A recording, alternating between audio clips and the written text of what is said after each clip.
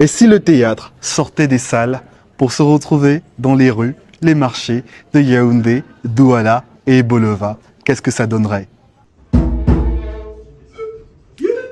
Rendre l'art accessible à tous et favoriser l'échange culturel entre artistes camerounais et européens.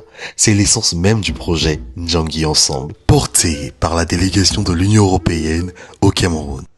Le projet, c'est d'abord des êtres humains qui vont vers les autres, qui vont écouter, partager, mettre l'amour en commun. Le théâtre n'est certainement pas le plus populaire des arts dans le paysage culturel camerounais, alors qu'on l'amène à la rencontre du public, directement dans les lieux de vie, je trouve ça unique. Ce projet réunit des artistes camerounais des trois coins du triangle national, mais aussi des artistes venus de France, d'Italie et d'Allemagne, qui se sont mis ensemble pour co-créer des œuvres qui célèbrent leurs identités. Notre première démarche, elle était simple.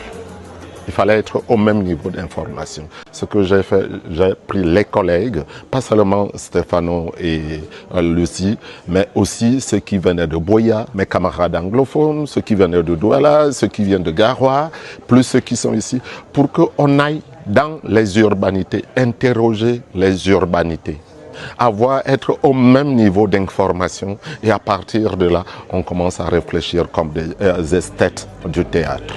Une initiative à l'image des valeurs du Ndjangi qui incarne la solidarité à travers le partage, que ce soit dans les moments de deuil, dans les chants ou dans les tontines financières.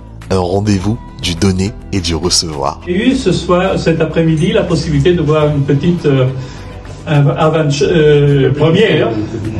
Et ce qui m'a vraiment touché, c'est que le public qui nous a jugés était fait des enfants qui étaient hauts comme ça et qui étaient aux anges.